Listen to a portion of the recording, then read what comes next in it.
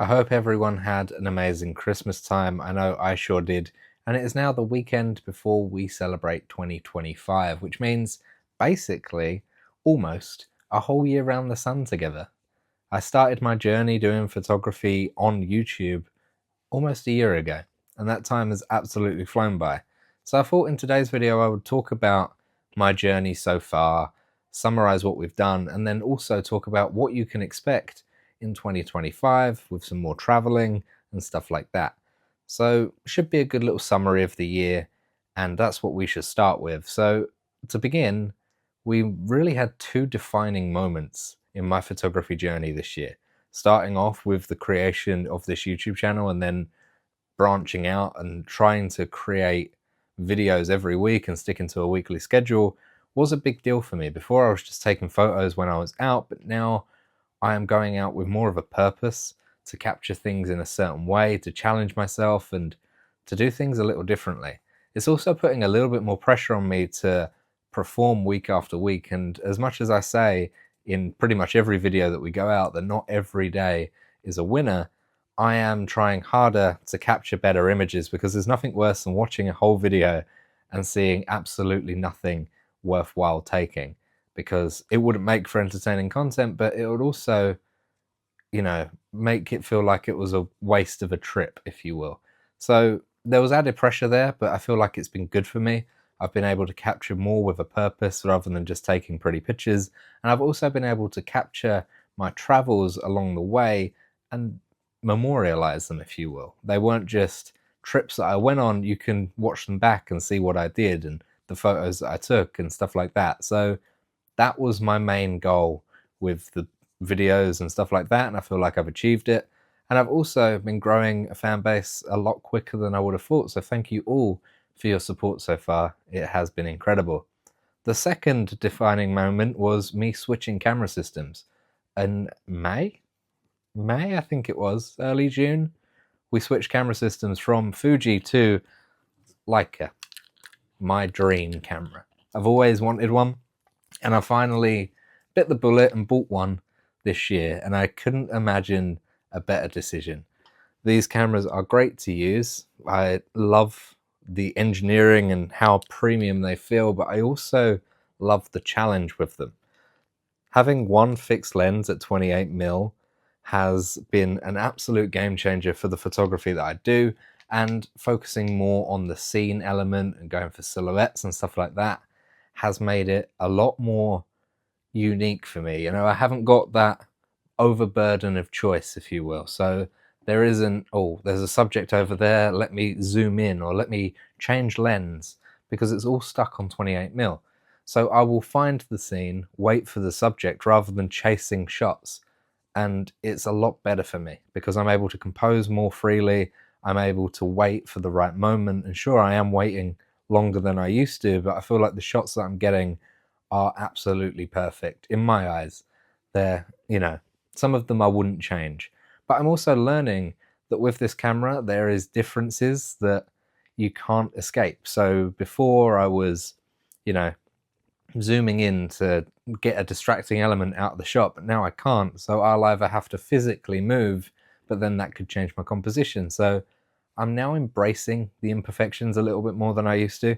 Sure, there are times that I'm like, oh, I wish there was only one person in that shot. In fact, those times are quite frequent, but I never used to be so open to the idea of imperfections actually making an image better. Before, I was very much not good enough. I'll zoom in, I'll change lens, I'll do whatever to get the photo better. But now I don't, and I feel like that's bettered me as a photographer as well. So they're the two defining moments, but we've also done quite a bit of traveling. The first thing we did was in April with the Fuji. We went to Amsterdam for a long weekend, and that was a 72 hours video in Amsterdam, basically capturing everything we could in those 72 hours. We went to the tulip fields, we did a bunch of different things, not just in the city centre, and we got away with some good images. Not my favourite of the year, but there were definitely some good ones in that time, and definitely something that I could look back on and go, yeah, that was a good little trip, and something that I probably would venture back to. I'd definitely go back to the Netherlands. I don't know whether I'd go back to Amsterdam itself.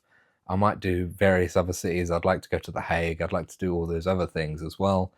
But getting a taste of the culture was great as well. Amsterdam is very lively, let's just say that. So it's different, very busy, very hustle and bustle, but it was okay and we got some good images. So that was good. A little after that, in June, we went to Turin and then subsequently Milan from there. Turin was a chance to capture something that wasn't a tourist hotspot.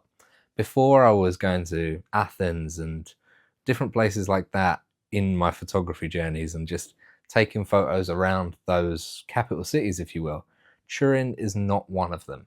It is one that is very, very, Italian speaking. There's not an English speaker there. It's very hard to navigate if you don't speak the language, or at least try to get a little under your belt. But at the same time, it allowed me to capture things a little bit differently. I was focusing more on the architecture around me. I was focusing on seeing places that people might not have seen before, and then focusing on the people that were walking past and the lighting that I was getting, because the weather obviously in Italy was pretty easy to get to grips of and easy to understand. So I knew it was going to be sunny in June. I knew it wasn't going to throw a curveball at me too much. So I was able to compose for that. And it was the first trip out of the country with the Leica.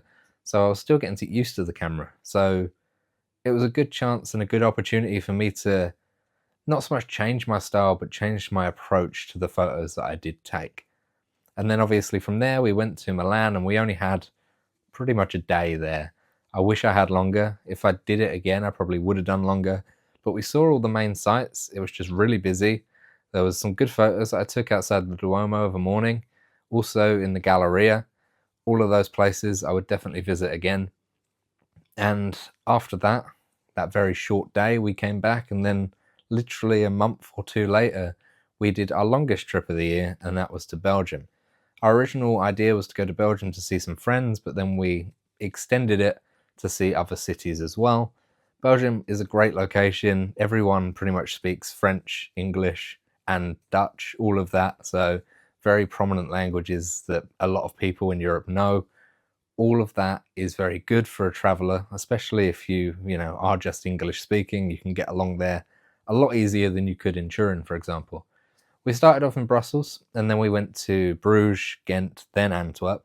So we finished our video series in Antwerp because I knew that that would have been a shorter video, less pictures would have been taken. But if I was to go back, I'd definitely spend more days than just a day in Antwerp and capture more varying different sites, because I only saw a few.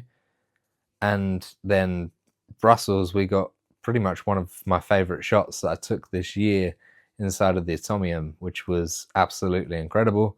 The reflection shot with the person in the background as a silhouette and people looking out windows behind me, but it was all compressed to make a really unique image, and I really like how it turned out. Other than that, we spent a few days just walking around, and then we went to Bruges to explore that absolutely beautiful city. And again, we only had a day there, so I wish I could have spent more time there. And yeah, see a boat tour or do something like that and just explore the city a little bit more. It's very walkable. It's quite a small city, so we was able to see quite a lot in the time that we were there, but I would definitely like to take it slower next time. It's only a train ride away. I can get there in a couple hours drive if I wanted to. So it's definitely a place I will revisit, spend longer there, slow it down a little bit, and just explore for a little longer. Ghent was the complete opposite. It was, once you left the train station, you walk out into pretty much any city. It's a university town, so it was a long walk from the train station to the city centre, and it was a lot of nothing until you got to the city centre. There was just, building after building of no texture, no interesting light, nothing like that. And then we got into the city centre, and then it all opened up. So the photography that I was getting for the first 2 hours that I was there was like 3 or 4 images. And then it really started to open up when we got into the city centre. I was taking photos after photos and pretty much got some really good ones there as well. I don't think there was any favourites from that trip, but definitely some good ones. And then obviously there was the castle as well. If I was to go back, I would visit that castle because a bit of different architecture, a bit of different light coming through the old stone and all that sort of stuff. So something different, spend some longer time in these different towns rather than the majority of our time in Brussels and then doing day trips out from there. And then obviously Antwerp, which I talked about before. So that ended our longest trip. And then we went to Paris for a few days, literally straight from there pretty much. So we took the Eurostar to Paris. I spent my birthday there and I got my favorite shot of my whole year there. So really happy with that whole trip. It went and absolutely flew by. But every day I miss it. It's such a good city to photograph, and they really do call it the City of Lights for a reason. It's not so much nightlife that I really captured there, but there were definitely some lights and some artificial light that you can capture at nighttime, and the light was perfect in summer, so I got some really good shots there. And as you've heard, 2024 was a big emphasis on travel and exploring the world, and 2025 is going to be no different. There isn't going to be as many locations, but there's definitely going to be bigger trips, longer trips, and more exciting ones as well, which I'm really looking forward to, which is why I can't wait to introduce today's sponsor of this video and a company that I have been looking at for a while, Level 8 Cases.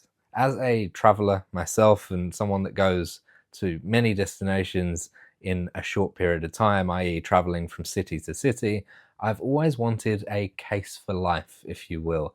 And that is why I am really happy when Level 8 decided to reach out and sponsor one of these videos and send me one of their cases. They sent me a 24-inch luminous textured set, and it was a really big shock when they reached out to me because, as I said, I've been looking at them for a while. Their reviews are great, and they offer a lifetime warranty on their cases, so it really is a case for life. Their wheels are ultra quiet and spin in 360 degrees, so all the cases can move freely on pretty much any textured floor and is great for carrying around the airport. They've got TSA approved locks and they are code locked as well, so a nice modern feel to the case. It's made out of lightweight and tough material, so it is sort of like a plastic but really strong and really rugged, so if it's getting thrown around and hold, you know that your stuff inside is going to be safe and secure. It's also got anti-scratch technology built in, so like I say, if it's getting banged around by the people that are handling your luggage, you know that that case is going to look as good as new once it comes off the plane. It's great, it really is. I haven't used it for an actual trip abroad yet, but I have used it on trips around the country. It is really quiet, really nice, and a great little purchase for anyone as well. So I'll leave a link to an Amazon link down below. It is an affiliate link, so I will get kickback from any purchases made, but as I've made a promise previously, I will never recommend anything that I don't personally like and personally use. So all of the sponsors you'll see on this channel are going to be something that I can fully hand on heart recommend, and it's not just a cash grab. These guys are great, they've got tons of great reviews and been going for a while, and you can get tons of various cases on their Amazon store or direct from their website. So don't forget to check them out, link in the description. They also sent me some nice socks, which is always good because they sent it right before Christmas, and socks are always a good Christmas gift. So thank you Level 8 Cases for sponsoring this video and helping me with my travels. Speaking of travels, let's talk about what we get up to in 2025, shall we? So what can you guys expect in 2025 then? A lot of the same for the most part. You're going to be expecting the same upload schedule that you've got to know in 2024. That is one video a week uploaded on a Sunday. I think that's enough to tide you over. You don't get sick of hearing my voice or seeing my face, but you do get enough travel and photography content that you can just get to grips with and enjoy. So hopefully that schedule is good enough. I might even do the occasional extra video, but who knows. For the most part though, one video a week every Sunday, because that is easy for me and good for you guys as well. You're also going to be getting the same sort of London walks and stuff like that to capture the city that I have lived in for all my life. So capturing London and different areas around London, and also different itineraries that you can follow if you've not been to London for a very long time or you want to capture it for yourself. I'm going to be doing a lot of those, but also beginner friendly tips and tricks and all that sort of stuff, because we all start somewhere, and even for the more experienced photographer, hearing a different point of view is always helpful. I self-taught everything I know about photography, and it was only through trial and error that I got to where I am now and still progressing and learning from my mistakes. So making videos about my mistakes and what I've learned from in the past couple of years might help you guys too. So that is a big plan for me in 2025. Also seeing different places around the UK as well, going up north and seeing different areas and capturing different things. And then obviously travel as well. Travel is going to be a big part of 2025, not so much with the amount of traveling that we're doing, but the destinations that we're going. Many people haven't seen in street photography before, and that's what I want to capture, especially with the first trip that we're going to, and that is Egypt and Petra in literally a couple of months. So that's going to be a really good one. So Jordan is a very westernized Middle Eastern country. It's very easy to navigate. A lot of people are English speaking, and you can navigate to various different places pretty easily if you're driving and stuff like that. But we're going to see a lot of varying different places in Jordan. We're going to go to the city of Amman and capture some typical street photography there with the buildings and the narrow streets and stuff like that. But we're also going to go to Petra to see one of the seven wonders of the world, capturing that with people elements using light, shadow, and shape. And then we've got the Wadi Rum as well, which is another amazing destination. It's the desert with absolute amazing red sand. It's where The Martian was filmed. It's where Star Wars has been filmed. And, you know, everyone that likes photography must like some form of film in a way, because it's all related, right? So for me, Star Wars was a big thing growing up and still is now, to be quite honest with you. So seeing where that was filmed and being able to capture different images in a very different climate than I'm used to is going to be really good for me. And I feel like it's going to be a really interesting trip for videos as well. Before that, though, we are going to be flying into Cairo and capturing Cairo and Egypt for a few days before traveling direct to Jordan. So that's going to be a little different. Street photography, up until about 2 years ago, required a special permit to actually happen in Egypt. So, like I say, not many people have captured street photography images there and gone there specifically for street photography before. So I'm looking forward to doing that. I'm looking forward to capturing the culture, also having the pyramids in the background of some of the shots and stuff like that. Playing with perspective and scale is a big thing that I'm looking forward to doing, all that sort of stuff. And we're going to be spending about 10 days in total on that trip, which should be enough to capture everything and make a couple of videos out of it as well. So that's going to be really fun. I'm looking really a lot forward to that. And then after that, the other planned trip is going to be in September, and that is to Portugal. We're going to do Lisbon and Porto, both extremely photogenic cities. And yeah, I can't wait for that. It's going to be a really good trip. Pastel de Natas all over the place, but also street photography. The Portuguese are probably one of the most photogenic people that I have ever spoke to, seen, and photographed. They are amazing, and I can't wait to go back to Portugal. I haven't been for years, seeing a different side of it. I've been to Albufeira and the southern parts of Portugal, but seeing the northern parts in Lisbon and Porto, they're both really photogenic cities. The people are amazing, and the culture in general is really good as well. So I'm looking forward to that. There's also going to be other trips which I can't talk about yet because I don't know if they're actually happening, but hopefully they will, and they're going to be more exciting trips like that.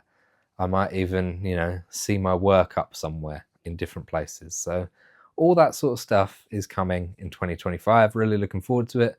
But for the most part, Egypt and Jordan and Portugal are the two planned ones, sort of breaking up the summer, and then we'll spend the summer here capturing that nice summer light in London as well. Now, I think a great way of finishing this video will be to talk about some of my favorite images taken in 2024 in varying different trips. I'm going to start off, I'm looking at my website, I'm going to start off with one that I took down in Brighton, which involved a lot of minimal space. I've actually got this hanging up in my house. It is the people on the zip line, but with the sky whited out. Their clothes are quite dark, so they created a nice natural contrast between the bright sky and the people ziplining. It looks really, really good. I really like how this turned out, and their movement of their legs just creates a bit more of a dynamic shot. They're not just stiff as a board, they're flowing through the air, and you can almost see that movement even though it's captured and froze their motion. So I really like that image. That's one of my favorites of this year. And then in London, another favorite is right at the end of summer, we captured this image. And all it is someone walking down the street, but with the reflections of the building opposite, it created like almost sort of like a checkerboard of light on the building the person was walking past. The person is in the light themselves, so their face is all lit up, and everything else is in shadow apart from that checkerboard of light. And I really like this image as well. In Turin, we also captured one of my favorite images of the year, and it is this grand, amazing hallway, which is usually quite busy, but because there was a military parade going on, quieter than usual. And there was just one lone soldier walking through that doorway as I captured the image. I wasn't actually waiting for someone to walk through that door so much, I was just capturing the absolute grandness of the palace. But when they walked through, it was at the right moment at the right time, and they add something to that shot. You get the sense of scale. Also, with how empty it was a lot easier for me to step back a little bit and get more of the actual building in to emphasize that sense of scale. I was also down lower, and all the checkered flooring leading to our subject helped emphasize that our subject was there, even though they are small in the frame. Another one that I absolutely love, I talked about briefly, was the one that I got in Brussels inside the Atomium. Like I say, just the people, although they were looking out the windows behind me, because I was capturing through some almost opaque glass, but you could still see through to the other side, there's sort of a double reflection going on. You've got the white windows, which are the windows behind me, and you've also got the red windows, which is the reflection through the glass. So you can see the windows on the other side as well, but the silhouettes of the people that were there stand out. It looks really good. Everything else is in darkness. It's just a really abstract looking image, and I really, really like it. I think the last one I'll talk about is my favorite image of the year though, and that is this one outside of the Louvre. It is absolutely great with the person walking, reflection in the fountain, but the fountain has no water, so there isn't too much reflection. You got the Louvre lit up at night. It works absolutely perfectly, and I really like that image. It took me a while to get it right because people were walking past at different times, and it was quite late, so there wasn't too many people around. It was just busy enough, just enough people around to get the right image without it being too overcrowded, because the Louvre, being an absolute, iconic place to go in Paris, obviously is busy most times. It was close to midnight at that point, so easy to capture people on their own, which was what I want. I think they're my favourites so far. I'll go into more of them in more detail in a future video, but thank you absolutely so much for this year and all your support. Special thank you to Sarah, who's my partner, who films all of these videos and also puts the audio in them as well. So if you've ever complained about the music, it's her fault. But other than that, thank you so much for watching. I'll see you next year for another video. Have a good one. Bye-bye.